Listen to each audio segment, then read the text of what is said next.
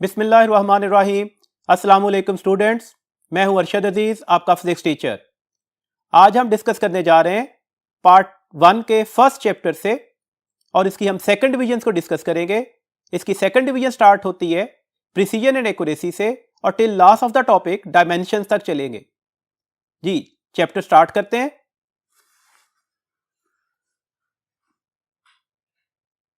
जी student, हमारे पास पहला topic है प्रिसीजन एंड एक्यूरेसी। जनरली एक कॉमन मिस्टेक होती है, हम प्रिसीजन एंड एक्यूरेसी को एक ही फीचर में डिस्कस कर रहे होते हैं। एक्चुअली फिजिक्स में प्रिसीजन और एक्यूरेसी दो डिफरेंट वर्ड्स हैं। प्रिसीजन का मतलब क्या है? Precision of any measurement is actually determined by the device being used. आपने मेजरमेंट लेने के लिए जो डिवाइस यूज किया है, प्रिसीजन उस पर बेस करती है। और एक्चुअली इसको आप एब्सोल्यूट अनसर्टेनिटी भी बोल सकते हैं, क्योंकि जब भी आप किसी डिवाइस से रीडिंग लेते हैं तो उसमें लीस्ट काउंट जितना एरर मौजूद होता है। मतलब अगर आप मीटर रॉड से कोई रीडिंग लेते हैं, लेट्स सपोज रीडिंग है 14.5 सेंटीमीटर। आप सबको पता है मीटर रॉड का लीस्ट काउंट क्या होगा, दैट इज 0.1 सेंटीमीटर। तो इसका मतलब है जो आपने आंसर लिया 14.5, उसमें कुछ एरर होगा प्लस माइनस लीस्ट काउंट जितना। दैट्स व्हाई हम इसे एब्सोल्यूट अनसर्टेनिटी भी बोलते हैं और हम इसे लीस्ट काउंट भी बोलते हैं। एक बात अच्छी तरह से याद रखिएगा, हमारे पास प्रिसीजन और एब्सोल्यूट अनसर्टेनिटी में इनवर्स रिलेशन होता है। सिमिलरली प्रिसीजन और लीस्ट काउंट में भी इनवर्स रिलेशन है। यह रिलेशन बनाने का मतलब है आप क्विकली इस तरह के एमसीक्यूज को ऑप्ट कर सकते हैं। मतलब अगर आपसे क्वेश्चन दिया जाए कि आपने 3 रीडिंग्स ली हैं, one is taken from the metre rod, दूसरी वर्नियर कैलिपर से और तीसरी जो है हमने माइक्रोमीटर स्क्रू गेज से ली है, तो कौन सी रीडिंग ज्यादा प्रिसाइज होगी? अभी आपको रीडिंग पर फोकस करने की जरूरत नहीं है, आपको डिवाइस ही ये बताएगा कि कौन सी रीडिंग ज्यादा प्रिसाइज होगी। आपने सिर्फ ये देखना है किस डिवाइस का लीस्ट काउंट जो है वो लीस्ट होगा। तो हमें अच्छी तरह से पता है सबसे smallest least count micrometer screw gauge का होगा, तो that's why micrometer screw gauge से ली गई रीडिंग ज्यादा प्रिसाइज्ड कहलाएगी। तो दैट्स व्हाई ये एक एमसीक्यूज है, उसके अकॉर्डिंगली ये बात आपने अच्छी तरह से याद रखनी है। नेक्स्ट हमारे पास है जी एक्यूरेसी। अब एक्यूरेसी क्या है?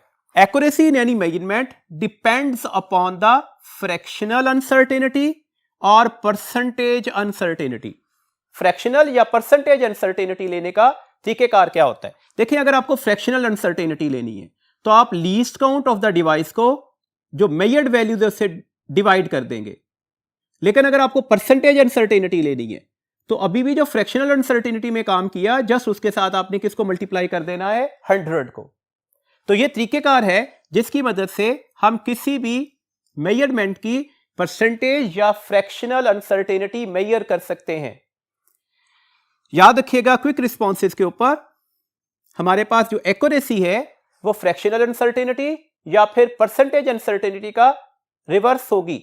मतलब ऐसी मेजरमेंट जिनमें परसेंटेज अनसर्टेनिटी कम से कम होगी, उसकी एक्यूरेसी लार्जर से लार्जर होगी। इस बात को समझने के लिए हम एक एग्जांपल डिस्कस करते हैं। हमारी बुक में भी ये एग्जांपल डिस्कस की गई।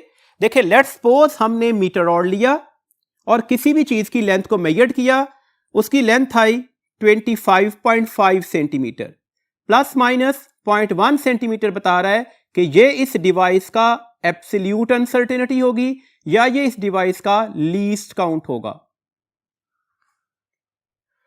हम एक और रीडिंग लेते हैं किसी और चीज की।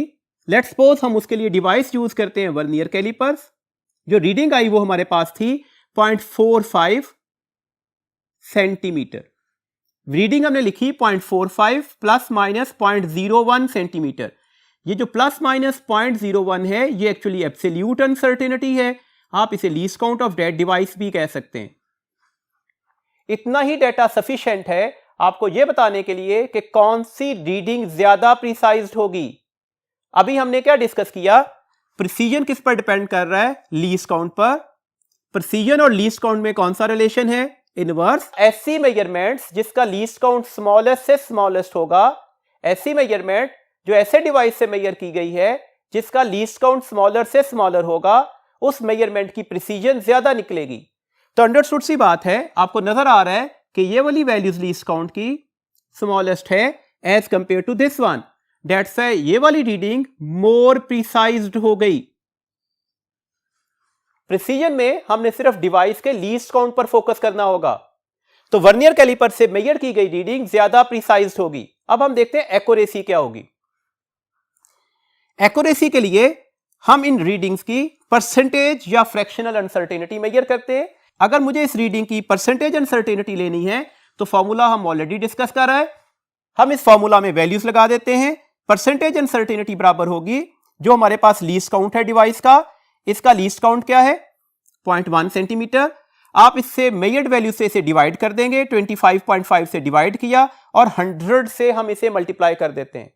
देखो सिंपल सी कैलकुलेशन है, अगर ऐसे क्वेश्चंस आ भी जाएं तो हम कैलकुलेटर के बगैर आसानी से सॉल्व कर सकते हैं। आप फोकस करें 25 पर। अगर मैं इस 25 को 100 से ऑपरेट करता हूं तो ये आंसर 4 हो जाएगा।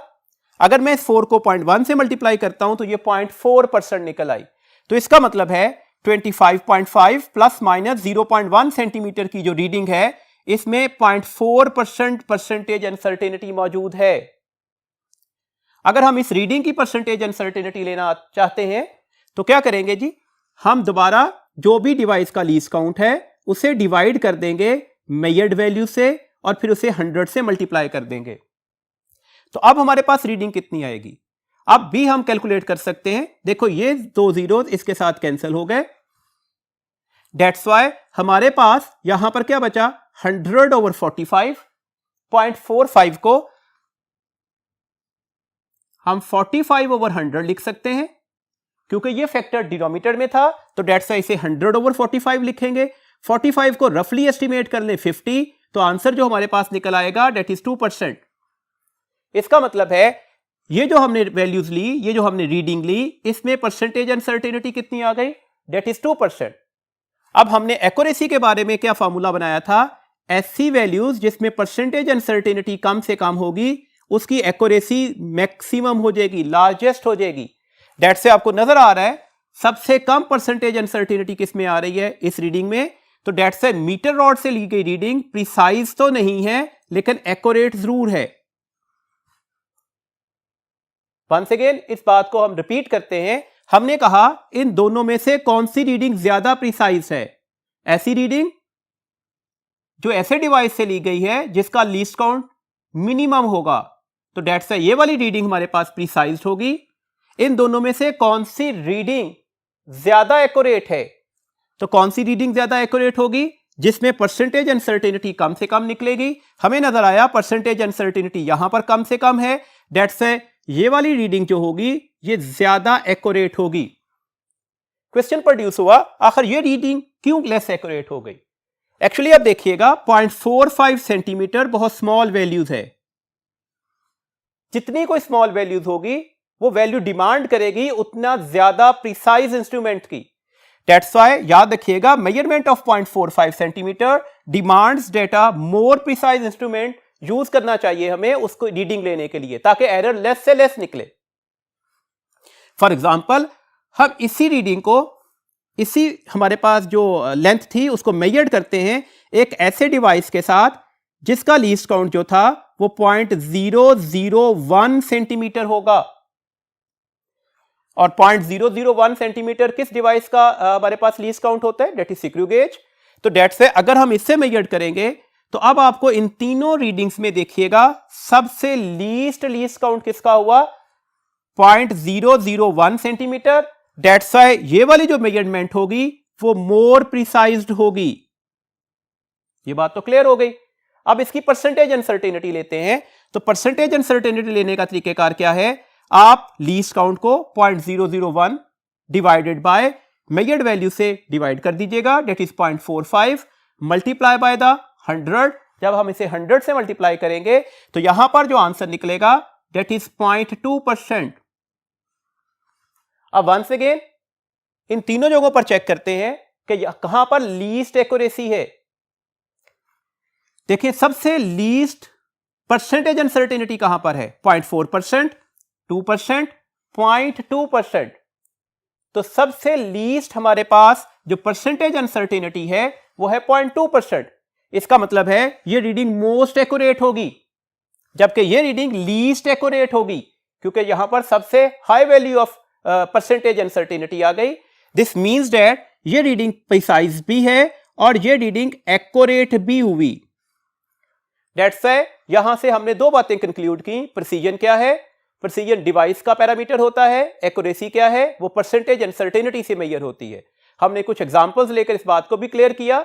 एक बात और याद रखिएगा कि हमने यहां पर एक और बात तय की, सेकंड वन ये बात तय की कि जितनी वैल्यूज हमारे पास लीस्ट होगी हमें उतने ज्यादा प्रिसाइज इंस्ट्रूमेंट से उसे रीडिंग लेनी पड़ेगी। देखिए ये तो एक कॉमन सी हमारे पास बातें थी जिसमें हम रीडिंग की परसेंटेज अनसर्टेनिटीज लेने के बाद तय करते हैं एक्यूरेट वैल्यूज को। लेकिन अगर हमें पास डाटा गिवन हो तो फिर भी हम इनके दरमियान तय कर सकते हैं कि कौन सी रीडिंग ज्यादा प्रिसाइज्ड है और कौन सी रीडिंग ज्यादा एक्यूरेट है। तो हम अब एक और एग्जांपल को डिस्कस करते हैं। जी हमारे पास एग्जांपल है, हम 4 स्टूडेंट्स को ये टास्क देते हैं। स्टूडेंट है A, B, C and D. उनका टास्क ये है कि वो वैल्यू ऑफ जी मेजर करेंगे। वैल्यू ऑफ जी आप सबको पता है कि हमारे पास एक कांस्टेंट वैल्यूज है, that is 9.8 metre per second square. ये चारों students value of g measure करने के लिए सिंपल पेंडुलम का एक्सपेरिमेंट डिजाइन करते हैं। वो डिफरेंट रीडिंग लेते हैं और फिर उस रीडिंग की कंप्यूट करते हैं मीन वैल्यूज को। लेट्स सपोज हमारे पास स्टूडेंट नंबर 1 ने जो रीडिंग ली उसकी फर्स्ट रीडिंग थी 9.81, सेकंड रीडिंग, ये थर्ड, ये फोर्थ रीडिंग। तो दैट्स व्हाई हमने इसके 4 रीडिंग्स के पैरामीटर्स लिख लिए। 4 स्टूडेंट्स ने 4 डिफरेंट रीडिंग्स ली अपने एक्सपेरिमेंट्स की। देन ऑटोमेटिकली आपको अच्छी तरह से पता है कि एक्सपेरिमेंट्स करते हुए हम उसकी मीन वैल्यूज कंप्यूट कर रहे होते हैं। अगर हम इनकी मीन वैल्यूज ले लें तो स्टूडेंट ए की मीन वैल्यूज निकली 9.82, स्टूडेंट बी की मीन वैल्यूज निकली 9.69, स्टूडेंट सी की मीन वैल्यूज निकली 9.10, स्टूडेंट डी की मीन वैल्यूज निकली 8.46। तो जो मीन वैल्यूज है, जो आपके एक्सपेरिमेंट का रिजल्ट है, वो आपको बताएगा कि कौन सी रीडिंग ज्यादा एक्यूरेट होती है। अगर हमारे पास डाटा आ जाए तो हम एक्यूरेसी किसे बोलते हैं? एक्यूरेसी का मतलब है आपका जो आंसर है वो एक्यूरेट वैल्यूज के कितना करीब होगा। अब देखिएगा किस स्टूडेंट का आंसर एक्यूरेट वैल्यूज के ज्यादा करीब है। स्टूडेंट नंबर ए का आंसर 9.8 था, स्टूडेंट नंबर बी का आंसर 9.6 था, स्टूडेंट नंबर सी का आंसर 9.1 है, स्टूडेंट नंबर डी का आंसर 8.46 है। इसका मतलब है स्टूडेंट नंबर ए का जो आंसर है, जो स्टूडेंट नंबर ए का डाटा है, वो मोस्ट एक्यूरेट डाटा होगा, क्योंकि ये हमारे पास एक्यूरेट वैल्यूज के बहुत करीब है। तो इसका मतलब है एक्यूरेसी क्या है? आपकी मेजर्ड वैल्यू और एक्यूरेट वैल्यूज का डिफरेंस। जितना ये डिफरेंस कम से कम निकलेगा उतनी वैल्यू ज्यादा एक्यूरेट होती जाएगी। आपको नजर आ रहा है सबसे बड़ा डिफरेंस यहां पर निकलेगा, बिकॉज मेजर्ड वैल्यूज है 8.46 और हमारे पास जो एक्यूरेट वैल्यूज है वो 9.8 है। तो दैट्स व्हाई ये हमारे पास एक्यूरेट नहीं निकलेगा आंसर इसका। अब अगला पॉइंट है हमारे पास, नेक्स्ट पॉइंट है, हमने ये चेक करना है कि यहां पर हमारे पास प्रिसीजन किसकी ज्यादा होगी, कौन सी रीडिंग्स ज्यादा प्रिसाइज होंगी। रीडिंग ज्यादा प्रिसाइज होने का मतलब है हम रीडिंग के दरमियान वेरिएशंस चेक कर रहे होते हैं। वेरिएशंस कैसे चेक करेंगे? एक स्टूडेंट के डाटा को कंप्यूट करेंगे, उसमें मैक्सिमम जो भी वैल्यूज उसकी आई और उसकी मिनिमम वैल्यूज का डिफरेंस देखते हैं, तो ऑटोमेटिकली हमारे पास इन वैल्यूज का डिफरेंस क्लियर हो जाएगा। जैसे स्टूडेंट ए की मैक्सिमम वैल्यूज क्या थी 9.84 और स्टूडेंट ए की मिनिमम वैल्यूज क्या थी 9.79। दैट्स व्हाई इनका जो हमारे पास डिफरेंस निकला वो 0.03 था। सिमिलरली स्टूडेंट नंबर बी की मैक्सिमम और मिनिमम वैल्यूज का अगर हम डिफरेंस ले रहे हैं तो that is 1.18। Student number C की मैक्सिमम और मिनिमम वैल्यूज का अगर हम डिफरेंस ले रहे हैं तो that is 0.69। Student number D की मैक्सिमम और मिनिमम वैल्यूज का अगर डिफरेंस ले रहे हैं तो दैट इज 0.09। अब हमें यहां से क्या पता लगा जी? यहां से हम प्रिसीजन के बारे में राय तय करेंगे, यहां से हम प्रिसीजन के बारे में इंफॉर्मेशन लेते हैं। देखिए सबसे लीस्ट डिफरेंस किसका आ रहा है? स्टूडेंट नंबर ए का। तो स्टूडेंट नंबर ए की रीडिंग एक्यूरेट भी है जबकि प्रिसाइज्ड भी है। इसका मतलब है प्रिसाइजनेस का मतलब क्या होगा, इसका मतलब है प्रिसाइज वैल्यूज कौन सी होंगी, हमारे पास जो वैल्यूज आ रही हैं उनके दरमियान हम डिफरेंस मेजर करेंगे। जितना मैक्सिमम वैल्यूज और मिनिमम वैल्यूज के दरमियान डिफरेंस कम से कम होगा, रीडिंग उतनी ज्यादा प्रिसाइज्ड होगी। स्टूडेंट नंबर ए की रीडिंग जो आंसर निकला वो अपनी एक्यूरेट वैल्यूज के बहुत करीब था, दैट्स व्हाई ये वैल्यूज एक्यूरेट भी है जबकि ये वैल्यूज प्रिसाइज्ड भी है।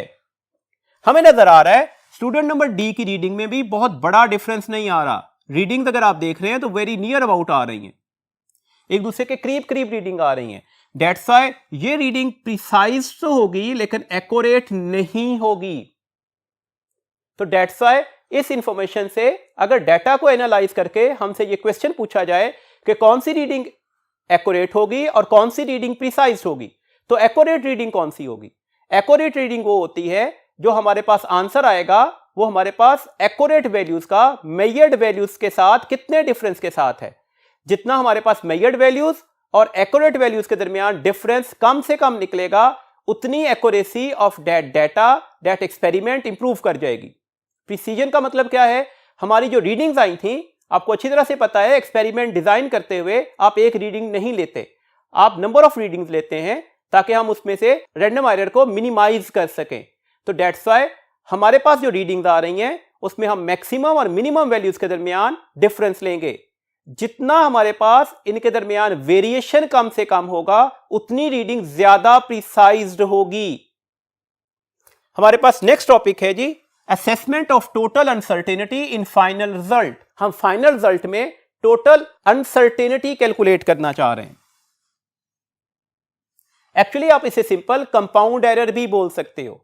देखो अभी हमने डिस्कस किया कि आप जब भी कोई रीडिंग लेते हैं तो उसमें कोई ना कोई एब्सोल्यूट अनसर्टेनिटी जरूर होती है, और वो एब्सोल्यूट अनसर्टेनिटी क्यों होती है? उसके लीस्ट काउंट की वजह से। डिवाइस का पैरामीटर है। अब अगर जब भी आप कोई फॉर्मूला डिजाइन करते हैं, लेट्स सपोज आपने टाइम पीरियड लिया इसी ऊपर वाले हमारे पास जो डाटा था उसके अकॉर्डिंगली, तो that formula is 2πL/g under root. इसका मतलब है आपने दो चीजें कैलकुलेट की होंगी, number one is time, number second is length. Length measure करने के लिए अगर आपने मीटर रॉड यूज किया तो लेंथ में भी कोई ना कोई एरर आया होगा।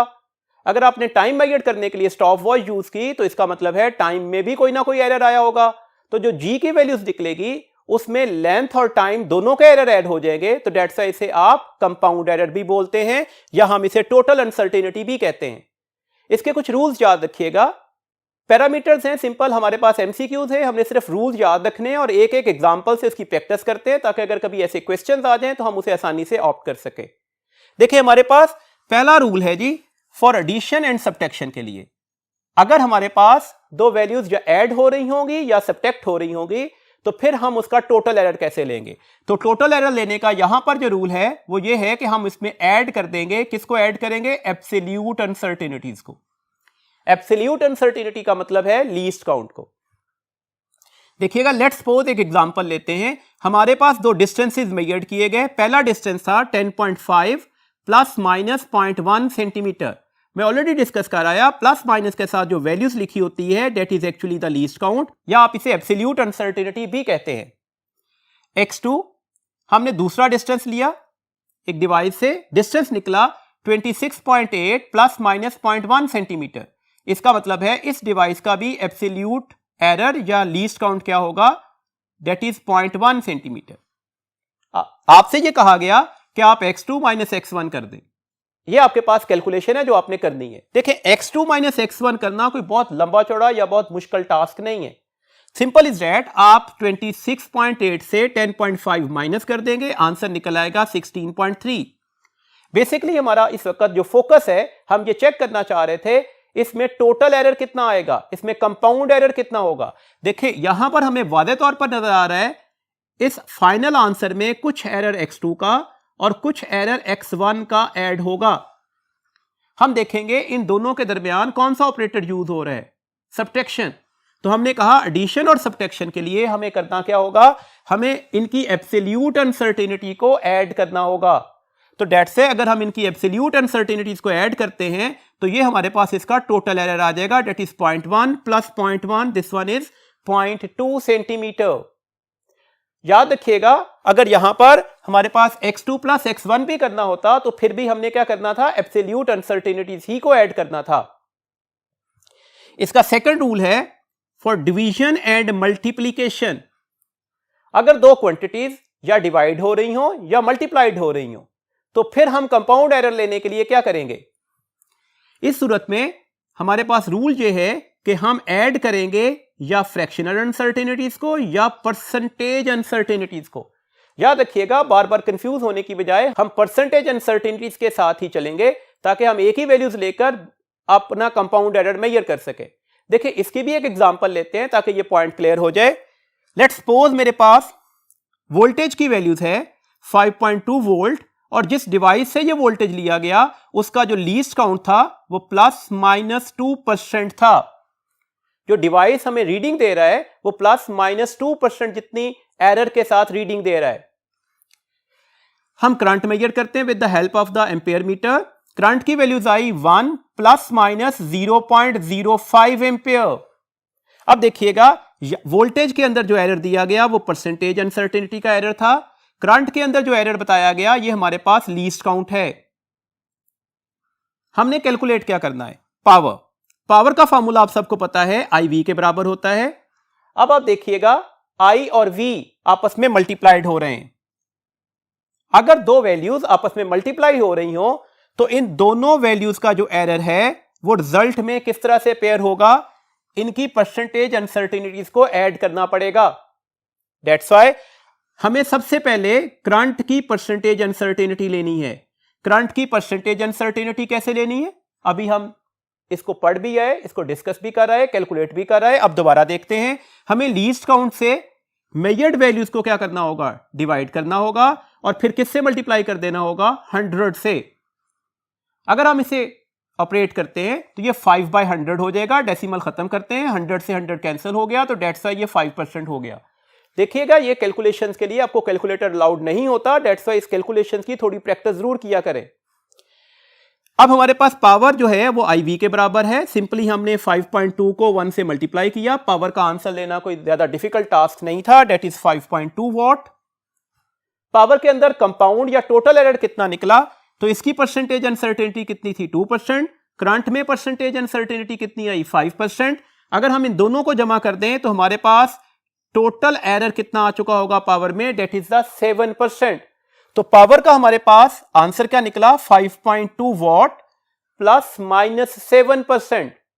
लेकिन अगर क्वेश्चन ये होता कि हमें परसेंटेज में नहीं, एब्सोल्यूट अनसर्टेनिटी बताएं पावर की क्या है, मतलब एक स्टेप फर्दर भी चलते हैं। क्वेश्चन ऐसे भी पूछे जा सकते हैं, क्या पावर में जो कंपाउंड एरर आएगा वो परसेंटेज अनसर्टेनिटी की बजाय एब्सोल्यूट अनसर्टेनिटी में बताएं। तो अभी भी एक मैथमेटिकल स्टेप है, आपने करना क्या है, 7% ऑफ 5.2 कैलकुलेट करना है। 7% कैलकुलेट करना है, 5.2 का कितना होगा, तो परसेंटेज का मतलब 1/100 होगा, तो ये 7/100 हो गया, मल्टीप्लाई बाय 5.2। अगर मैं 5 को 7 से मल्टीप्लाई करता हूं तो ये 35 होगा, तो इसका मतलब है आंसर तकरीबन 36 निकल आएगा। अगर हम इसे 100 से डिवाइड कर देंगे तो जो आंसर है वो 0.4 होगा। दैट्स व्हाई अब पावर के अंदर हमारे पास एब्सोल्यूट अनसर्टेनिटी कितनी होगी, दैट इज 5.2 ± 0.4 वॉट। इन दोनों एक्सप्रेशंस को ध्यान में रखिएगा। यहां पर ऊपर वाले एक्सप्रेशंस में हमने जो एरर बताया वो भी टोटल एरर था, नीचे वाले आंसर में जो एरर बताया ये भी टोटल एरर है। ये टोटल एरर परसेंटेज अनसर्टेनिटी में डिफाइन किया गया, जबकि यहां पर जो टोटल एरर है वो एब्सोल्यूट अनसर्टेनिटी की शक्ल में दिया गया। तो यहां से इस तरह से क्वेश्चन अगर पूछे जाएं तो आप इस तरह से इसे कैलकुलेट कर सकते हैं। ऐसे क्वेश्चंस की प्रैक्टिस जरूर कीजिएगा ताकि आप ऐसे क्वेश्चंस को ज्यादा बेहतर अंदाज से सॉल्व कर सके। हमारे पास इसका तीसरा रिजल्ट है फॉर पावर फैक्टर। आपने देखा होगा मैथमेटिकल इक्वेशंस में पावर भी आ जाती है, जैसे अभी हमने टाइम पीरियड का फॉर्मूला बोला, that is 2πL/g under root की जगह पर पावर 1/2 ली जाएगी। तो डेट्स वाई हमारे पास अब पावर वाले क्वेश्चंस को, पावर वाले मैथमेटिकल रिलेशंस को सॉल्व करने का तरीकेकार क्या है। तो उसके लिए हम क्या करेंगे, हमने कहा इसका रूल क्या है, हम पावर को मल्टीप्लाई कर देंगे परसेंटेज अनसर्टेनिटी से।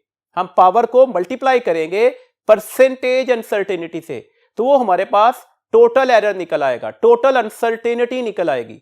ऐसे क्वेश्चंस की प्रैक्टिस जरूर करनी है क्योंकि ऐसे questions number of time MCQs में पूछे जा चुके हैं। अब ये कोई लंबी चौड़ी कैलकुलेशंस नहीं होती। जैसे फॉर एग्जांपल हमने कहा हमने मैथ लिया है किसी भी डिवाइस से और जो परसेंटेज अनसर्टेनिटी उस मैथ में आई वो 2% थी। हम मैथ की वैल्यूज को टैकल नहीं कर रहे, हम सिर्फ और सिर्फ पावर फैक्टर में अनसर्टेनिटी लेने का तरीकेकार सीख रहे हैं। हमने एक डिवाइस से वेलोसिटी भी मेजर की और जो वेलोसिटी मेजर की तो इस वेलोसिटी में जो टोटल एरर आ गया वो 2% था। हमसे क्वेश्चन दिया गया कि आप टोटल एरर निकाल दें या परसेंटेज अनसर्टेनिटी निकाल दें काइनेटिक एनर्जी के फार्मूला से। आप सबको पता है काइनेटिक एनर्जी का फार्मूला क्या होता है, हाफ mv²। तो it is very much clear, half में कोई एरर नहीं आएगा। 1/2 कांस्टेंट फीचर है, एरर वेरिएबल क्वांटिटीज में आता है जिसे आप मेजर कर रहे होते हैं। मेजर हमने मैथ को किया या फिर वेलोसिटी को किया। कुछ एरर मैथ में आएगा, कुछ एरर वेलोसिटी में आएगा। आप सबसे पहले तो ये देखें कि ये दो फिजिकल क्वांटिटीज के दरमियान कौन सा ऑपरेटर लगा हुआ है, तो ये मल्टीप्लीकेशन है। तो डेट्स व्हाई इसमें एक फॉर्मूला तो मल्टीप्लीकेशन और डिवीजन का लगेगा, हमें इनमें ऐड करना पड़ेगा इनकी परसेंटेज अनसर्टेनिटी को। जरा वेलोसिटी के साथ देखिएगा, वेलोसिटी का पावर भी मौजूद है। तो इसका मतलब है वेलोसिटी की जब हम परसेंटेज अनसर्टेनिटी लेंगे तो यहां पर पावर फैक्टर वाला भी रिलेशन लगाना पड़ेगा। डेट्स व्हाई काइनेटिक एनर्जी में कितना टोटल एरर आएगा, ये हमारे पास किसके बराबर होगा, मैथ की परसेंटेज अनसर्टेनिटी। दोनों वैल्यूज मल्टीप्लाइड हो रही थी, डेट्स व्हाई इनकी परसेंटेज अनसर्टेनिटीज आपस में क्या हो जाएंगी, ऐड हो जाएंगी। वेलोसिटी की परसेंटेज अनसर्टेनिटी और वेलोसिटी के साथ एक पावर का फैक्टर भी था, डेट्स व्हाई हमने वो पावर का फैक्टर इसकी परसेंटेज अनसर्टेनिटी से मल्टीप्लाई भी करना है। ये पावर फैक्टर है इसका। डेट्स व्हाई आंसर क्या हो गया, 2 × 2 4%, 4 + 2 6%। तो अब काइनेटिक एनर्जी में कितने परसेंट एरर निकलेगा, कितने परसेंट अनसर्टेनिटी निकलेगी, डेट इज 6%। इसी के अगले फॉर्मूलाज को डिस्क्राइब करते हैं जी। फॉर एवरेज वैल्यू हमारे पास इसमें फोर्थ पैरामीटर है, हम एवरेज वैल्यूज के टोटल अनसर्टेनिटीज को या कंपाउंड एरर को कैसे मेजर करेंगे। देखिए लेट्स सपोज हमारे पास एक डेटा दिया गया है, हमने किसी इंस्ट्रूमेंट से एक डेटा लिया, रीडिंग्स बार बार रिपीट की, हमारे पास 1.20, 1.22, 1.23, 1.19, 1.22 और 1.21 इसका आंसर निकले। लेट्स सपोज हम सपोज कर लेते हैं कि हम डायामीटर ले रहे हैं किसी भी ऑब्जेक्ट का और ये जो आंसर है ये हमने मिलीमीटर में ले लिए। आप किसी भी चीज को मेजर कर सकते हैं, कोई भी यूनिट्स ले सकते हैं, हम बात सिर्फ समझ रहे हैं कि हमने एवरेज वैल्यूज के अंदर टोटल एरर कैसे लेना है। तो इसमें कुछ स्टेप्स हैं। पहला स्टेप है हमें जो डाटा दिया गया होगा सबसे पहले उसकी एवरेज ले ले। एवरेज लेने का तरीकेकार है इन तमाम क्वांटिटीज को ऐड करके नंबर ऑफ क्वांटिटीज से डिवाइड कर दीजिएगा। तो आंसर जो है वो रफली 1.21 मिलीमीटर निकल आया, अगर हमने इसके यूनिट्स मिलीमीटर लिए हुए थे। इसका सेकंड स्टेप है आप जो आंसर निकला है मीन वैल्यूज का, इसकी हमारे पास एक्चुअल वैल्यूज से डिविएशन मेजर करेंगे, डिफरेंस मेजर करेंगे। याद रखिएगा डिफरेंस लेते हुए हम यहां पर प्लस माइनस का साइन नहीं लगाएंगे, हम सिंपल लार्जर वैल्यूज को स्मॉलर वैल्यूज से माइनस कर देंगे। जैसे फॉर एग्जांपल पहली वैल्यूज है 1.20, इसको मीन वैल्यू से हम क्या करेंगे, इनका डिफरेंस लेंगे तो आंसर जो है वो 0.01 निकल आएगा। सिंपली दूसरी वैल्यूज है 1.22, अगर हम इसकी मीन वैल्यू से इसका डिफरेंस लें तो ये भी क्या निकल आएगा 0.01 एंड सो ऑन। देखिए लास्ट वैल्यूज क्या थी 1.21, तो 1.21 से अगर हम डिफरेंस लेंगे तो ये 0 निकलेगा। इसका थर्ड एंड लास्ट स्टेप है हम मीन डेविएशन मेजर करेंगे, मतलब जितनी भी डिविएशन आ गई हम उनका मीन लेंगे। तो अब आप इन सारी क्वांटिटीज को ऐड करेंगे और नंबर ऑफ क्वांटिटी से डिवाइड कर देंगे। देखें गलती नहीं करनी, 1 2 3 4 5 मैंने 5 वैल्यूज लिखी लेकिन एक्चुअली ये 6th वैल्यू मौजूद है। तो डेट से डिवाइड हमने किससे किया, 6 से। मैंने इसे प्लस क्यों नहीं किया, क्योंकि अगर मैं 0 प्लस भी कर देता तो क्वांटिटी पर कोई फर्क नहीं पड़ेगा। लेट्स सपोज इसका आंसर 0.01 आ गया, अगर हम यूनिट मिलीमीटर में ही लेके चल रहे हैं तो ये मिलीमीटर ही होगा। तो इसका मतलब है ये जो हमारे पास मीन वैल्यूज निकली थी 1.21, उसमें टोटल एरर कितना निकलेगा, प्लस माइनस 0.01 मिलीमीटर। ये हमारे पास एवरेज वैल्यूज के लिए टोटल एरर लेने का तरीकेकार होगा। मैं स्टेप रिवाइज करता हूं। सबसे पहले हमारे पास जो भी डेटा होगा उन डेटा की तमाम रिजल्ट्स की हम मीन वैल्यूज कैलकुलेट कर लेंगे। नंबर सेकंड, जो मीन वैल्यूज आएगी उसमें डेटा की ईच वैल्यू से डिविएशन ले लेंगे। नंबर थर्ड, अब हम इस डिविएशन का मीन ले लेंगे और जो भी हमारे पास आंसर निकलेगा वो हमारे पास एक्चुअली टोटल एरर होगा इस एवरेज वैल्यूज में से।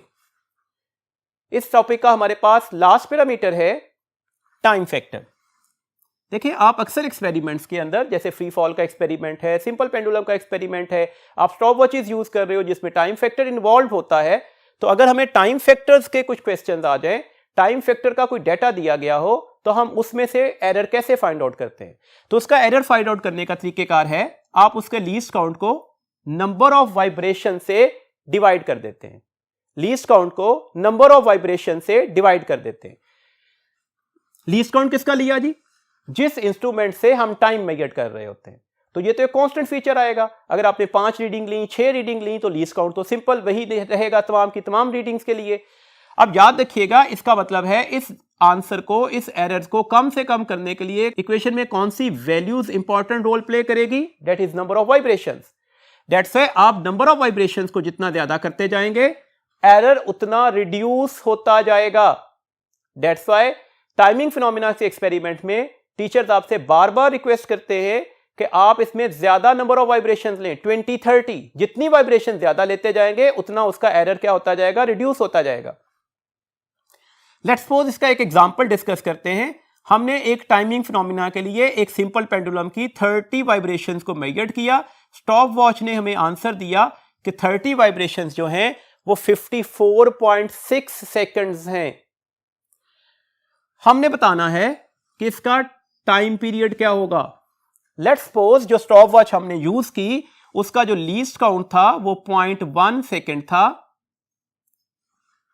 तो डेट्स वाई हमारे पास इसका एरर कितना निकलेगा? हम लीस्ट काउंट को किससे डिवाइड करेंगे? नंबर ऑफ वाइब्रेशन से। कितनी वाइब्रेशन ली थी? 30। तो 0.1 को जब हम 30 से डिवाइड करेंगे तो जो आंसर है वो 0.003 सेकंड निकल आएगा।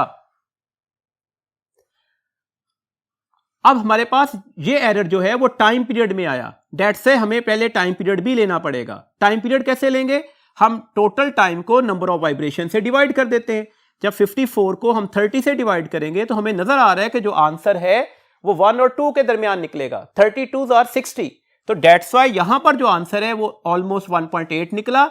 इसमें टोटल एरर कितना निकला था? That is 0.003 second. तो डेट्स वाई हमारे पास टाइम पीरियड में हमारे पास कितना टोटल एरर आ रहा है? दैट इज 1.82 उसकी वैल्यूज निकली और 0.003 सेकंड प्लस माइनस के साथ उसमें टोटल एरर है। तो ये था जी हमारे पास टोटल एरर के बारे में कॉन्सेप्ट। हमने इसमें 5 फॉर्मूलाज डिस्कस किए। नंबर 1 एडिशन सब्ट्रैक्शन का, नंबर 2 डिवीजन मल्टीप्लिकेशन का, नंबर 3 पावर फैक्टर का, नंबर 4 एवरेज वैल्यूज का और नंबर 5 टाइमिंग फिनोमिना का। ऑब्वियसली मैथमेटिकल स्टेप्स हैं और ये डिमांड करते हैं प्रैक्टिस को। तो डेट से ऐसे क्वेश्चंस की प्रैक्टिस जरूर कीजिएगा और इसके लिए हमारी प्रैक्टिस वर्कशीट्स आपके पास मौजूद हैं। आप वहां से प्रैक्टिस कीजिएगा ताकि आप ऐसे क्वेश्चंस अगर पेपर में कभी आ जाए तो आप उसमें से मैक्सिमम अवेलेबिलिटी हो कि हम इसमें से मैक्सिमम क्वेश्चन को करेक्ट कर सकते हैं। इसमें हमारे पास लास्ट टॉपिक है इस चैप्टर का, दैट इज डायमेंशंस। डायमेंशंस क्या होती हैं जी? डायमेंशंस हम कहते हैं कि हर बेस क्वांटिटी की डायमेंशन होगी जो एक खास सिंबल से रिप्रेजेंटेशन दी जाएगी और जिसे हम स्क्वायर ब्रैकेट्स में लिखते हैं। तो डायमेंशंस बेस क्वांटिटीज की होती हैं और इस डायमेंशंस के लिए खास सिंबॉलिक रिप्रेजेंटेशन यूज हो रही होती है और हम इसे किस में लिखते हैं जी? स्क्वायर ब्रैकेट्स में लिखते हैं। याद रखिएगा, जैसे मैथ की डायमेंशन क्या होगी? Capital M. डायमेंशंस को हम हमेशा कैपिटल लेटर से रिप्रेजेंटेशन देते हैं। लेंथ की डायमेंशन क्या होगी? Capital L. टाइम की डायमेंशन क्या होगी? Capital T. करंट की डायमेंशन क्या होगी? Capital A. टेम्परेचर की डायमेंशन क्या होगी? कैपिटल के। आसान है याद रखने के लिए। देखो, पहली 3 क्वांटिटीज, इनकी डायमेंशंस हमने इसके क्वांटिटी से तय की। M for mass, L for length, T for time. अगली 2 फिजिकल क्वांटिटीज, इनकी डायमेंशन हमने इनके यूनिट से याद की। ए फॉर एम्पेयर, के फॉर केल्विन। इस तरह से 7 बेस क्वांटिटीज होती हैं जी। अमाउंट ऑफ सब्सटेंस भी है, इंटेंसिटी ऑफ लाइट भी है। एक्चुअली उनकी डायमेंशन हम यूज नहीं कर रहे होते। उनकी डायमेंशन हमारे सिलेबस के अकॉर्डिंगली जितने भी फॉर्मूलाज हैं उसमें यूज नहीं हो रही होती। वैसे अमाउंट ऑफ सब्सटेंस को हम कैपिटल एन से और इंटेंसिटी ऑफ लाइट को हम कैपिटल जे से रिप्रेजेंटेशन देते हैं। याद रखिएगा डायमेंशन बताती क्या है, dimension qualitative nature of any physical quantity बताती है। देखिए जब भी आप किसी फिजिकल क्वांटिटी को डिस्कस कर रहे होते हैं तो वहां पर हमारे पास दो फिनोमिना आते हैं, एक उसकी क्वालिटी और दूसरी उसकी क्वांटिटी। तो ये क्वालिटेटिव नेचर है। जैसे फॉर एग्जांपल अगर आपको स्पीड की डायमेंशन लेनी है तो आप सबको पता है स्पीड का फॉर्मूला क्या होगा, that is the distance divided by time. Distance actually length है तो दैट्स लेंथ की डायमेंशन आ गई। टाइम की डायमेंशन क्या होगी, कैपिटल टी, और डिवाइड हो रहा था दैट्स इसमें -1 लगा दिया। तो ये हमें डायमेंशन बता रही है कि स्पीड में लेंथ को हम टाइम से डिवाइड करेंगे तो हमारे पास स्पीड का फॉर्मूला निकल आएगा या स्पीड की वैल्यूज आ जाएगी। तो दैट्स ये हमारे पास क्वालिटेटिव नेचर बता रही होती है किसी भी फिजिकल क्वांटिटी की। डायमेंशंस के बारे में कुछ और इंपॉर्टेंट पॉइंट देर में रखिएगा। डायमेंशंस का टॉपिक अच्छी तरह से देर में रखना है क्योंकि डायमेंशन में से मैक्सिमम क्वेश्चंस आते हैं। देखें अगर लेट्स सपोज हम कोई एक दो वैल्यूज को कैलकुलेट करके देखते हैं उसकी डायमेंशन कैसे निकाली जाएगी। लेट्स सपोज आपसे कहा जाए कि फोर्स की डायमेंशन क्या होगी। फोर्स का फॉर्मूला आप सबको पता है, that is the mass multiply by the acceleration. तो मास की डायमेंशन क्या होगी, कैपिटल एम। एक्सेलेरेशन की डायमेंशन क्या होगी, LT-2। आप इसको इस तरीके से भी ले सकते हैं, अगर आपको फोर्स के बेस यूनिट्स याद हैं, फोर्स के बेस यूनिट्स क्या होंगे, kilogram, metre per second square, तो हम यहां से भी डायमेंशन बना सकते हैं। ये ज्यादा आसान तरीकेकार है। किलोग्राम की डायमेंशन क्या हो गई, capital M, because kilogram mass को रिप्रेजेंट कर रहा है। मीटर किस चीज को रिप्रेजेंट करेगा, लेंथ को, उसकी जगह हमने कैपिटल एल लिख दिया। सेकंड किस चीज को रिप्रेजेंट करेगा, कैपिटल टी को, तो डेट से वहां पर हमने T-2 लिख दिया। सिमिलरली लेट्स सपोज आपसे कहा जाए चार्ज की डायमेंशन क्या होगी। फॉर्मूला क्या है जी चार्ज का, current multiply by the time. तो करंट की डायमेंशन क्या होगी, अभी हमने डिस्कस किया कैपिटल ए। टाइम की डायमेंशन क्या होगी, कैपिटल टी। आप इसके यूनिट से भी इसकी वैल्यूज को लिख सकते हैं और यूनिट्स के लिए हम इसे बेस यूनिट्स में पहले कन्वर्ट करेंगे। जैसे एम्पियर सेकेंड, एम्पियर की डायमेंशन एम्पियर और सेकंड की डायमेंशन कैपिटल टी से लिख देंगे। याद रखिएगा आपके लिए ज्यादा क्विक रिस्पॉन्स हो जाएंगे अगर आप खासतौर पर न्यूटन की और जॉउल की डायमेंशन को जुबानी याद रखेंगे। जॉउल क्या होता है जी, न्यूटन मीटर। दैट्स जॉउल की डायमेंशन क्या होगी, न्यूटन मीटर। तो ये न्यूटन की डायमेंशन तो एज इट इज आ गई, साथ में आपने मीटर मल्टीप्लाई भी करना है, मीटर लेंथ है। दैट्स यहां पर लेंथ की डायमेंशन में एक और डायमेंशन हम लिख देंगे, that's why ml² T-2। Newton की डायमेंशन और जॉउल की डायमेंशन आपने अपने फिंगर टिप्स पर रखनी है क्योंकि मैक्सिमम फिजिकल क्वांटिटीज में इनकी इन्वॉल्वमेंट होती है। तो डेट से आप आसानी से अपनी करेक्ट ऑप्शन पर जा सकते हैं। देखिए कुछ हमारे पास डायमेंशन के क्वेश्चन में कुछ कंफ्यूजन होती हैं, हम उन कंफ्यूजन को वन बाय वन सॉल्व कर लेते हैं। देखिए हमने बोला कि फिजिकल क्वांटिटीज की कोई ना कोई डायमेंशन होगी। इस डायमेंशन को निकालने के लिए हमने उन फिजिकल क्वांटिटीज के बेस यूनिट्स लिखे, लेकिन कुछ ऐसी क्वांटिटीज भी होती हैं जिनकी डायमेंशंस नहीं होती। देखिए कोई भी नंबर है जैसे 5, 7, पाई, इनकी कोई डायमेंशंस नहीं होगी। एक बात और याद रखिएगा, कोई ऐसी फिजिकल क्वांटिटीज जो रेशियो है दो सेम फिजिकल क्वांटिटीज की, जैसे हम कहते हैं refractive index, that is actually the speed of light in vacuum to the speed of light in that medium. Actually ये स्पीड की स्पीड से रेशियो है, दैट्स व्हाई ये डायमेंशनलेस क्वांटिटीज होती हैं। ऐसी क्वांटिटीज डायमेंशनलेस होती हैं। जिनकी डायमेंशन नहीं होगी हम उसकी जगह पर m0, L0, T0 भी लिख सकते हैं। सिमिलरली आपने चैप्टर नंबर 12 में पढ़ा रिलेटिव परमिटिविटी। रिलेटिव परमिटिविटी क्या थी, that is the ratio between the C medium, C for capacitance, to the C vacuum. तो कैपेसिटेंस की कैपेसिटेंस से रेशियो है, तो ये भी डायमेंशनलेस हो गई। चैप्टर नंबर 14 में पढ़ा रिलेटिव परमेबिलिटी, ये भी हमारे पास दो सिमिलर फिजिकल क्वांटिटीज की रेशियो होगी। दैट्स व्हाई ये भी हमारे पास कौन सी क्वांटिटी निकलेगी, that is also the dimensionless quantity. एक बात याद रखिएगा, हम इसे रिलेटिव इंडेक्स भी कहते हैं, इसे रिलेटिव परमिटिविटी, इसे रिलेटिव परमेबिलिटी। तो दैट्स व्हाई हमारे ध्यान में फौरी तौर पर एक ऑप्शन आती है कि जहां पर भी रिलेटिव का वर्ड आएगा वहां पर हम डायमेंशनलेस क्वांटिटी से उसे रिप्रेजेंटेशन दे देंगे। तो ऐसा कतई नहीं है। याद रखिएगा रिलेटिव वेलोसिटी, चैप्टर नंबर 19 में हमने डिस्कस किया, चैप्टर नंबर 3 में भी हमने पढ़ा कि रिलेटिव वेलोसिटी जो है वो दो वेलोसिटीज को या सब्ट्रैक्ट करके ली जाएगी या दो वेलोसिटीज को ऐड करके ले जाएगी। ये डिपेंड करता है कंडीशंस के ऊपर। दैट्स व्हाई रेशियो नहीं बन रही रिलेटिव वेलोसिटी दो वेलोसिटीज की। This means that relative velocity की डायमेंशन निकलेगी और वो सेम एज वेलोसिटी होगी। सिमिलरली कुछ क्वेश्चन थोड़े कंफ्यूज करके भी दे दिए जाते हैं। जैसे आपसे कभी क्वेश्चन पूछ लिया जाए क्रिटिकल वेलोसिटी की डायमेंशन क्या होगी, तो क्रिटिकल मिसलीडिंग वर्ड है, बेसिकली आपने वेलोसिटी की डायमेंशन बतानी है। आपसे पूछ लिया जाए ग्रेविटेशनल फोर्स की डायमेंशन क्या होगी, तो ग्रेविटेशनल पर फोकस नहीं करना, फोकस हमने फोर्स पर करना है। कुछ एनालॉग वर्ड्स भी होते हैं, जैसे आपको कहा जाए कि टेंशन की डायमेंशन क्या होगी, तो इसमें टेंशन में आने की जरूरत नहीं है, आपको पता है टेंशन फोर्स है, तो टेंशन की डायमेंशन क्या होगी, सेम एज फोर्स। इसमें अगली बात याद रखिएगा, इंपॉर्टेंट पॉइंट है, ध्यान में रखना है। लेट्स सपोज मेरे पास दो क्वांटिटीज हैं, एक ए है और दूसरी है बी। मैं इन क्वांटिटीज को तीन डिफरेंट पैरामीटर्स में लिख रहा हूं। आपसे क्वेश्चन ये पूछा गया हमारे पास इस वक्त किस सिचुएशन पर ये जो हमारे पास रिजल्ट्स लिखे हुए हैं डायमेंशंस जो हैं वो डिफरेंट निकलेंगी। देखें ए प्लस बी, आपको अच्छी तरह से पता है आप सेम फिजिकल क्वांटिटीज को ऐड कर सकते हैं। आप फोर्स को फोर्स में ऐड कर सकते हैं, फोर्स को वेलोसिटी में ऐड नहीं कर सकते। दैट्स व्हाई अगर फोर्स फोर्स में ऐड होगी तो जो आंसर निकलेगा वो भी फोर्स होगा। दिस मींस दैट जो डायमेंशन ए की होगी वही डायमेंशन बी की होगी, वही डायमेंशन इनके रिजल्ट की होगी, ए माइनस बी। हम एक जैसी फिजिकल नेचर की क्वांटिटीज ही को ऐड या सब्ट्रैक्ट कर सकते हैं। दैट्स व्हाई यहां पर अगर फोर्स को फोर्स से माइनस करेंगे तो ऑब्वियसली वो वेलोसिटी नहीं बनने वाली। जब मैं फोर्स को फोर्स से माइनस करूंगा तो जो आंसर है वो फोर्स ही निकलेगा। तो दैट्स व्हाई जो डायमेंशन ए की होगी वही डायमेंशन बी की होगी, और यहां पर हमारे पास जो इसका रिजल्ट निकलेगा उसकी डायमेंशन भी वही निकलेगी। ए क्रॉस बी, लाजमी नहीं कि मल्टीप्लाई करते हुए हम सेम नेचर की क्वांटिटीज को मल्टीप्लाई करें। जैसे मैस इंटू वेलोसिटी, मैस और वेलोसिटी सेम नेचर में नहीं है, तो ऑटोमेटिकली इनके जो रिजल्ट्स निकलेंगे वो मोमेंटम होगा, और मोमेंटम की डायमेंशन ना वेलोसिटी वाली है ना मैस वाली है। एक बात और याद रखें, लेट्स सपोज हम सेम नेचर की क्वांटिटी ले लेते हैं, मैं फोर्स को फोर्स से मल्टीप्लाई कर देता हूं तो आंसर फोर्स का स्क्वायर हो जाएगा। तो अब फोर्स के स्क्वायर की डायमेंशन फोर्स वाली नहीं होगी, अब हमें इस डायमेंशन का स्क्वायर भी लेना पड़ेगा।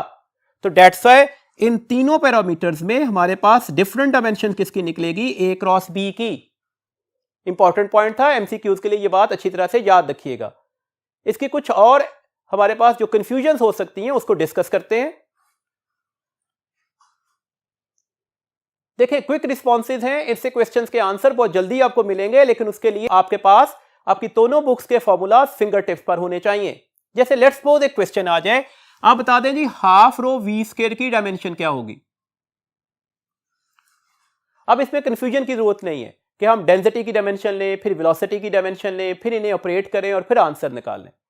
आप अगर चैप्टर नंबर 6 को थोड़ा रिवाइज करते हैं, बर्नौलीज इक्वेशन, तो हमने पढ़ा हुआ है pressure plus half rho v square plus rho g h that is equal to constant. अभी जो हम बात डिस्कस करके आए, हम एक जैसी फिजिकल क्वांटिटीज ही को ऐड कर सकते हैं।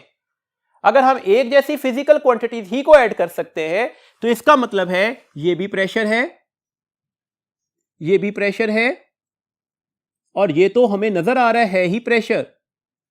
तो दैट्स व्हाई हमें सिर्फ और सिर्फ क्या बताना है, प्रेशर की डायमेंशंस को बताना होगा। तो ये ज्यादा आसान हो गया, हम आसानी से अपने पैरामीटर्स पर आ सकते हैं। प्रेशर क्या होता है जी, pressure is actually the force per unit area.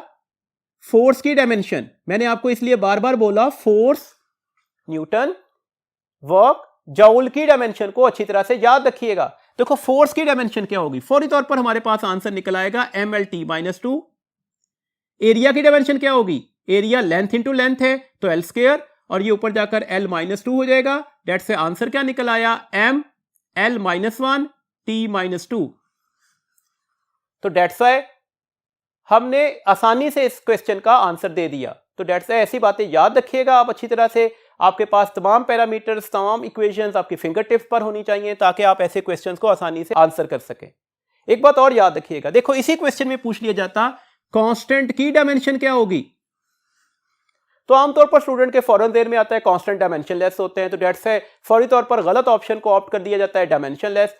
तो हमने अभी क्या डिस्कस किया, जब हम चीजों को ऐड करते हैं तो उनके दरमियान फिजिकल नेचर का सेम होना जरूरी है, वरना चीजें ऐड नहीं हो सकती। और जब हम इसे ऐड करेंगे तो जो आंसर निकलेगा वो भी यही होगा। जैसे अभी हमने डिस्कस किया, फोर्स को फोर्स में ऐड करें तो आंसर फोर्स ही निकलेगा। तो डेट्स है ये कांस्टेंट भी एक्चुअली प्रेशर ही है, डेट्स है इसकी डायमेंशन भी क्या होगी, प्रेशर वाली ही। एक बात और याद रखिएगा, जैसे आपसे क्वेश्चन आ जाए, मैं फॉर्मूलाज की थोड़ी प्रैक्टिस करवा रहा हूं आपको, कि आपसे क्वेश्चन ये आ जाए कि हमारे पास एक हमारे पास ऑप्शन है 1/RC, एक है 1/2 pi k by m under root, एक है LC अंडर रूट, एक है R बाय L। आप इसमें बता दें किसकी डायमेंशन जो है वो फ्रीक्वेंसी वाली नहीं है, किसकी डायमेंशन जो है ABCD ऑप्शन में फ्रीक्वेंसी वाली नहीं है। देखो ये भी आपके फॉर्मूला की प्रैक्टिस है। हमें पता है chapter number 12 last example RC जो है वो T के बराबर होगा टाइम के, और अगर मैं 1/RC लूंगा तो ये 1/टाइम है, और 1/टाइम की डायमेंशन जो है वो फ्रीक्वेंसी ही होती है, तो डेट्स है ये तो फ्रीक्वेंसी हो गई।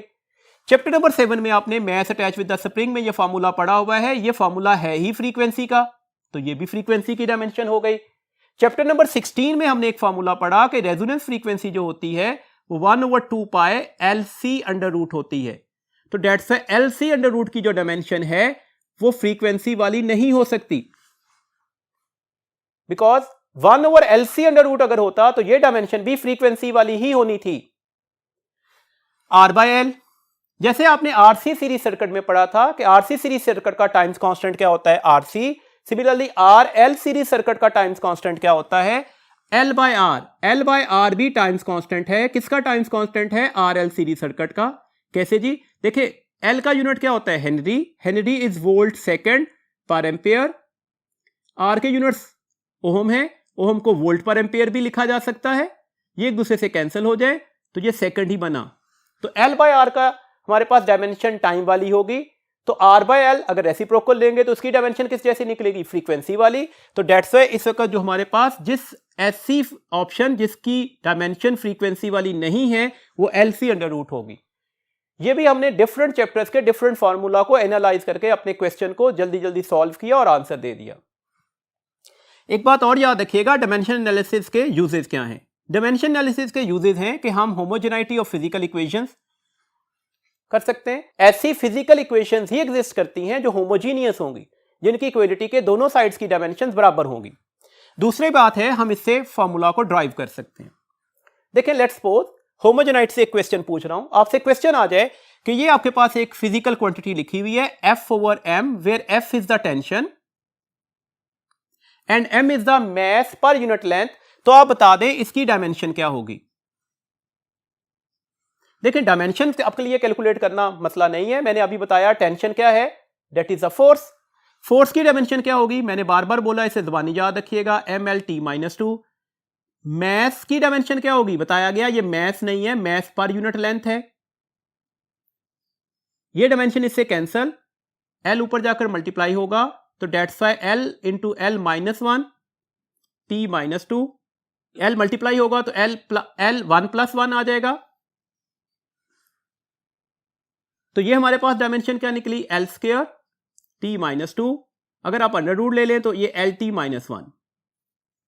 आपने कुछ स्टेप्स के बाद आंसर दिया, obviously it takes some time, लेकिन अगर आपको चैप्टर नंबर 8 स्टेशनरी वेव्स में ये बात याद है कि स्टेशनरी वेव की जो वेलोसिटी है वो होती ही F/m है, जहां पर बुक में लिखा हुआ where m is the mass per unit length, तो फिर बगैर किसी टाइम लगाए आप फौरी तौर पर आंसर दे सकते थे इस फार्मूला की डायमेंशन LT-1 होगी, बिकॉज इसकी डायमेंशन स्पीड के बराबर होनी चाहिए। इसमें हमारे पास एक और क्वेश्चन को डिस्कस करते हैं। ऐसे फार्मूला अगर आ जाए तो इसका बहुत क्विक रिस्पॉन्सेज होते हैं, हमें बहुत लंबी चौड़ी कैलकुलेशंस नहीं करनी पड़ती, उसके लिए सिर्फ हमें फार्मूलाज पता होने चाहिए। लेट्स सपोज हमारे पास एक रेडियो एरियल है, उसका एक पावर का फार्मूला दिया गया, P for power, K for constant, I for the current, L is the length of antenna, lambda is the wavelength. आपसे क्वेश्चन ये है कि इसमें K की डायमेंशन क्या होगी। वंस अगेन वही गलती, K कांस्टेंट क्वेश्चन में बता दिया गया, तो स्टूडेंट फौरन से पहले कहते हैं कांस्टेंट की डायमेंशंस नहीं होती, तो ऐसा नहीं है। बार बार क्लियर कर रहा हूं, कुछ कांस्टेंट्स की डायमेंशन नहीं भी होती होगी, लेकिन आमतौर पर कांस्टेंट की डायमेंशंस निकलती है। देखें हमारे पास एक बहुत क्विक रिस्पॉन्स है। आपको पता है लेंथ के यूनिट्स क्या होते हैं? मीटर। वेवलेंथ के यूनिट्स क्या होते हैं? मीटर। तो मीटर की अगर मीटर से डायमेंशन ली जा रही है तो ये तो एक दूसरे से कैंसिल हो जाएंगे। मैं डायमेंशंस के लिए इन्हें कैंसिल कर रहा हूं। दिस मीन्स डेट के किसके बराबर आ गया? पी बाय आई स्क्वायर के। इसका मतलब क्या हुआ? इसका मतलब ये हुआ कि यहां पर इसकी डायमेंशन के की dimension the same as the resistance होगी। कैसे पता लगा? चैप्टर नंबर 13 में फॉर्मूला पड़ा हुआ है P is equal to the I square R. तो अगर मैं P को इधर ही रखूं और आई स्क्वायर से डिवाइड कर दूं तो P ओवर आई स्क्वायर किसके बराबर आ जाएगा? डेट इज द रेजिस्टेंस के। तो हमने विदाउट एनी टाइम, अगर हमें सिर्फ फॉर्मूलाज याद हैं और हमें मैनिपुलेट करना आता है इन चीजों को, तो हम फौरी तौर पर आंसर दे सकते हैं। तो डेट्स व्हाई इस के की हमारे पास डायमेंशन किस जैसी निकली? That is same as the resistance. देखें इस तरह से भी क्वेश्चन आते हैं। एक इक्वेशन लिख दी जाए और आपसे कहा जाए v for velocity, t for time, आप बता दें a b c कांस्टेंट्स हैं, इनकी डायमेंशंस क्या होंगी। देखो आपको अच्छी तरह से पता है, वंस अगेन वही बातें बार बार रिपीट हो रही हैं। सेम फिजिकल क्वांटिटीज जो होंगी वो ऐड होंगी। इसका मतलब है ये भी वेलोसिटी है, ये भी वेलोसिटी है। दिस मींस दैट at की डायमेंशन जो है वो सेम एज वेलोसिटी होनी चाहिए। इसका मतलब हुआ a की डायमेंशन जो है वो बराबर निकलेगी v बाय टी की डायमेंशन के। v फॉर वेलोसिटी, इसकी डायमेंशन क्या हो गई? L T minus one. Time है, ये ऊपर जाकर माइनस वन में कन्वर्ट करेगा तो ये t माइनस वन और आ गया, तो इसकी डायमेंशन क्या निकल आई? That is L T minus two. अगला पॉइंट याद रखिएगा, t प्लस सी। आप दो फिजिकल क्वांटिटीज को कब ऐड कर सकते हैं? जब वो सेम नेचर में होगी। तो बात सिंपल हो गई, c की डायमेंशन क्या होगी? Same as the time. Next point, हमारे पास जो b over t plus c होगा उसकी जो डायमेंशन है वो वेलोसिटी वाली होनी चाहिए। दिस मीन्स दैट b की डायमेंशन क्या होगी? That is the dimension of the v multiply by the dimension of the t plus c. v की डायमेंशन क्या होती है? L T minus one. और टाइम की डायमेंशन क्या होगी? टाइम ही। तो डेट्स व्हाई ये सिंपल लेंथ वाली डायमेंशन निकल आएगी। तो डेट्स व्हाई इक्वेशंस को कंप्यूट करने के बाद भी हम अपने आंसर्स को दे सकते हैं। तो क्वेश्चन पूछने की डायमेंशन की टेक्निक कुछ इस तरह से भी हो सकती है। कुछ कॉमन मिस्टेक्स ध्यान में रखिएगा। जैसे अगर आपसे दो क्वांटिटीज मैंने लिखी हैं, एक है फ्रीक्वेंसी और एक है एंगुलर स्पीड। फ्रीक्वेंसी का यूनिट्स क्या होता है? आपको पता है फ्रीक्वेंसी के यूनिट्स क्या होते हैं? हर्ट्ज। एंगुलर स्पीड का यूनिट क्या होता है? डेट इज रेडियन पर सेकेंड। इसका मतलब है ये दो डिफरेंट फिजिकल नेचर की क्वांटिटीज हैं। ऑब्वियसली एंगुलर स्पीड एक वेक्टर क्वांटिटी है, फ्रीक्वेंसी स्केलर क्वांटिटी है, इनके यूनिट्स भी डिफरेंट हैं लेकिन इनकी डायमेंशन सेम होगी। कैसे जी? फ्रीक्वेंसी क्या होती है? अभी हमने डिस्कस किया 1 ओवर टाइम पीरियड। रेडियन की कोई डायमेंशन नहीं होती। जब रेडियन की डायमेंशन नहीं होगी तो यहां पर भी डायमेंशन क्या निकल आएगी? t minus one. 1 over time period के अकॉर्डिंगली इसकी भी डायमेंशन क्या निकल आएगी? t minus one. तो याद रखने वाली बात है, दो डिफरेंट फिजिकल क्वांटिटीज जिनके यूनिट्स भी डिफरेंट हो उनकी डायमेंशन सेम हो सकती है। अगली बात याद रखनी है, प्लेन एंगल। ये एक ऐसी क्वांटिटी है जिसकी डायमेंशन नहीं होगी। इसका कतन मतलब यह नहीं है कि इसके यूनिट्स भी नहीं होंगे। आप सबको पता है प्लेन एंगल के यूनिट्स क्या होते हैं? इसके यूनिट्स होते हैं रेडियन। तो अगला पॉइंट ध्यान में रखिएगा, लाजमी नहीं है कि अगर किसी क्वांटिटी की डायमेंशन नहीं हो तो उसके यूनिट्स भी नहीं होंगे। थर्ड पॉइंट, ये मैं एक इक्वेशन लिखता हूं, t is time, l is length, g is acceleration due to gravity. देखो टाइम की डायमेंशन क्या होगी? टाइम ही। लेंथ की डायमेंशन l है। एक्सेलेरेशन ड्यू टू ग्रेविटी मतलब हमें किसकी डायमेंशन लेनी है? एक्सेलेरेशन ही की। लेंथ से लेंथ कैंसिल हो गया, ये t2 हो गया, तो that is also the time. आप देख रहे हैं कि ये इक्वेशन जो है डायमेंशनली कंसिस्टेंट है। डायमेंशन एनालिसिस के अकॉर्डिंगली ये इक्वेशन वैलिड है, लेकिन ये 20 का फैक्टर बता रहा है कि ये इक्वेशन फिजिकली इनकंसिस्टेंट है। अब कहता है यहां पर 20 नहीं आता, डेट इज 2 पाई। तो डेट्स है ऐसी इक्वेशंस जो डायमेंशनली कंसिस्टेंट हो लाजमी नहीं है कि वो फिजिकली भी कंसिस्टेंट हो। तो ये हमने कुछ कॉमन मिस्टेक्स हैं जो डिस्कस की। That is all about today lecture. इन क्वेश्चन की प्रैक्टिस कीजिएगा ताकि इनमें से आने वाले क्वेश्चंस को आप बहुत आसानी से हल कर सकें। अल्लाह हाफिज।